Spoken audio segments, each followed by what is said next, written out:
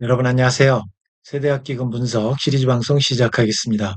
오늘 오전에 세대학기금 관련한 짤막한 뉴스 하나가 떠서 그 내용을 여러분과 함께 살펴보고자 합니다.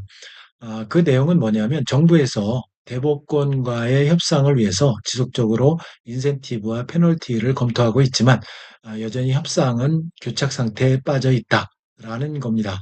이런 가운데 대법관 입장에서는 그렇다면 우리가 정부에서 요구하는 5% 매입가율을 맞춰줄 테니까 사후정산을 좀 해달라.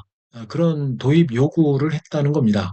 그렇지만 정부 입장에서는 또 다른 금융기관과의 형평성 때문에 우려를 표하고 난색을 표하는 그런 상황인 것 같습니다. 그래서 이런 내용 포함해서 여러분과 함께 뉴스를 보면서 살펴드리고자 합니다. 자, 바로 이 뉴스입니다. EBN 산업경제에서 뉴스가 났는데요. 여기 타이틀을 보시면 당근도 채찍도 평행선이다. 대법계 입장에서는 세대학기금 핵심은 사후정산이다. 이런 타이틀이 나와 있습니다. 그래서 정부에서 제시하는 당근 같은 경우는 제가 누차 말씀을 드렸지만 은행 차입을 허용하는 거죠. 그래서 이거는 이제 우수 대부업체에 대해서는 지금도 은행 차입을 허용을 하고 있습니다. 그래서 저리로 이렇게 자금 조달을 하고 있는데 최근에 우리은행에서도 5%대로 이렇게 우수 대부업체에 이렇게 자금 조달을 해준 사례도 요즘 나오고 있는데요. 그것뿐만이 아니라 신규 연체채권 매입 한도도 좀 확대해서 지원한다든지 이런 당근책도 제시를 하고 채찍으로는 이제 좀 전에 말씀드린 신규 연체채권 확대가 아니라 이제 규제를 하는 거죠. 매입을 못하게 규제를 한다든지 또는 등록제에서 허가제로 변경한다든지 또 실사를 통해서 세무감사를 또 강화한다든지 이런 채찍도 이야기를 하고 있지만 이 역시도 당근과 채찍이 이제 평행선을 근다는 거죠. 그 얘기는 뭐냐면 대부업계에서는 이런 당근도 채찍도 관심이 없다. 그런 내용으로 이제 들려오는 거죠. 그래서 대부업계 입장에서는 사후정산을 이야기하고 있습니다. 사후정산. 그래서 정부에서 제시하는 매입가율이 5%잖아요. 그러면 적어도 이제 대부업계에서 시장에서 매입하는 매입가율이 여기 매스컴에 나온 보도자료에 의하면 최저 15%에서 많게는 뭐 기사를 보면 40%까지 이렇게 매입가율을 해서 이렇게 매입한다는 그런 내용이 나와 있습니다. 매스컴에서 나온 평균 보면 한 20, 30%가 되는 것 같습니다. 그렇다면 적어도 정부가 제시하는 매입가율과 차이가 15% 이상 나기 때문에 나중에 이거를 그러면 정부에서 5% 제시하는 거에 우리가 매각을 할 테니까 정부에서는 그러면 사후정산을 좀 해줬으면 좋겠다. 이 사후정산이라는 건 뭐냐면 세대학기금에서 연체채권을 매입을 하게 되면 채무자들에게 소각이라든지 채무조정을 해주지 않습니까? 그러면 채무조정을 해주면 또 원금의 막 80%까지 이렇게 감면을 해주고 그렇지만 이제 또 20%는 상환이 들어오니까 그거 플러스 또 중위소득 125% 초과 또는 회수 가능 자산이 채무액보다 많은 분들 그런 분들에 대해서는 상환 요구를 또 세대학기금이 하잖아요. 그러면 그런 식으로 해서 이제 들어오는 상환액 이게 매입가액 플러스 비용을 초과하는 초과 수익 그 부분을 이제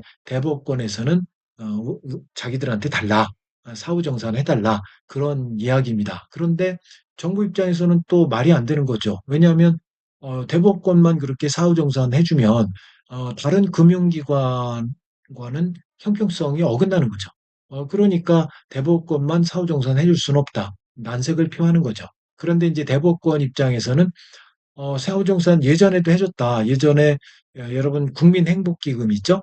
국민행복기금이 2013년 박근혜 정부 때 채무조정 프로그램으로 이렇게 만들어졌습니다. 그 당시에 이제 캠코 자회사로 출발을 했다가 지금은 이제 서민금융진흥원 이제 자회사로 돼 있는데 이 프로그램, 이 채무조정 프로그램이 그 당시에 사후정산을 해줬어요. 그래서 2013년에 설립이 됐다가 2018년까지 사후정산을 해줬습니다. 그래서 국민행복기금이 채무조정 프로그램을 운영을 하면서 들어온 상환액을 갖고 매입가액과 비용을 정산한 후에 남은 초과 수익에 대해서 원 채권자들, 그러니까 금융회사들, 대부업체 포함해서 이렇게 이제 초과 수익에 대해서 사후정산을 해준 그런 사례가 있습니다. 그거를 이제 대법원에서 역시 같은 개념이니까 세대학기금도 우리에게 사후정산을 해달라. 그러면 정부가 제시하는 5% 매입가율 적용해서 우리가 매각을 하겠다라는 게 이제 대법업체 이야기인데 정부 입장에서는 또 이게 받아들여지기가 쉽지 않은 거죠. 형평성, 기존의 이제 금융기관과의 형평성 문제 때문에 안 된다는 거죠. 그래서 이렇게 계속 평행선을 가고 있습니다. 그래서 인센티브 기존에 여기에 보면 인센티브 실효성의 의문도 표하고 또 미참여 업체의 페널티도 검토한다. 뭐 이런 내용이 있지만 이런 것들에 대해서 대부업체는 그래도 생존이 중요하니까 우리는 생존을 해야 되겠다. 그러니 손실을 보고 매각을 할 수는 없다라는 게 이제 대부업체 이야기인 것 같습니다. 그래서 여기 대부업계에서는 채권을 넘기느니 차라리 사업을 접겠다 이러면서 완강하게 이제 버티는 그런 상황인데 제가 누차 말씀드렸지만 결국 매입가율 조정이 최선의 방책이다. 저 개인적으로 그런 생각을 합니다. 자, 그래서 여기 나오죠. 페널티보다 큰 문제는 생존이다. 이런 겁니다. 그래서 여기 나옵니다. 세대학기금 매입가율이 액면가의 5% 수준인 반면에 대부업체들은 적게는 15%, 많게는 40% 수준에 매입한 것으로 전해진다. 채권을 넘기는 순간 손실이 확정된다. 이런 거죠. 그래서 이렇게 손실을 감수하며 정책에 참여하느니 차라리 사업을 정리하겠다. 이런 분위기가 이제 감돌기 때문에 참 참여를 이끌어내기가 쉽지 않다라는 전망이 나온 거죠. 결국 이제 진짜 당근은 사후정산이다. 그래서 대법계 입장에서는 사후정산 도입을 요구하고 있다. 현재 가격대로 채권 매각하더라도 향후 채무조정이나 분할 상환 과정에서 회수금이 발생하면 일정 부분 원채권자와 공유하자는 것. 그래서 회수금이 발생하면 그러니까 매입가액과 비용 제외한 나머지 초과 수익에 대해서는 공유하자. 그런 이야기가 되겠습니다. 자, 그래서 낮은 매입가율로 발생하는 손실을 향후 회수 성과를 통해서 보전할 수 있는 장치를 해달라라는 겁니다. 그래서 과거의 국민행복기금 사례가 이렇게 나오죠. 제가 말씀드린 그 사례입니다. 그래서 이런 선례가 있는데 국민행복기금 선례가 있는데 사후정산이 불가능하다고만 하면 업체들은 어떻게 하냐 그런 볼멘 소리가 이제 나오는 거죠. 그렇지만 이제 정부 입장에서는 이미 채권을 매각한 은행, 저축은행 등과의 형평성 논란이 있기 때문에 안 된다라는 거죠. 그래서 세도약기금 측에서는 현재 사후정산 도입은 고려하고 있지 않다라는 입장이다라는 겁니다. 그래서 현실적으로 사후정산 도입될 가능성은 크지 않다라는 내용이 되겠습니다. 결국은 대법관과의 협상은 인센티브든 페널티든 모든 걸 검토하고 있지만 협상은 여전히 교착 상태에 있고 여전히 안 되고 있다. 그래서 상위 대부업체 30개 중에서 15개 업체가 가입되고 있지 않고 또 그 이외에 수많은 중소 대부업체가 있는데 여전히 교착 상태에 빠져 있다. 대법원에서 사후정산 도입 요구 하고 있지만 정부는 난색을 표하고 있다.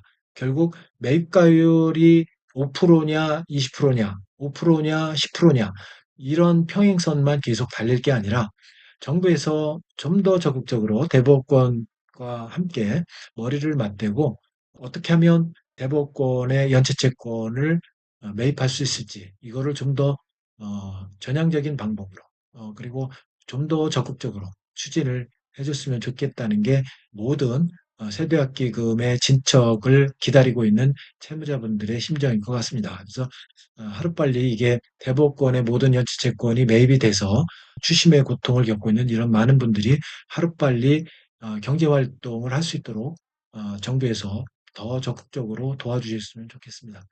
오늘 내용 여기까지 하겠습니다. 시청해 주셔서 감사합니다.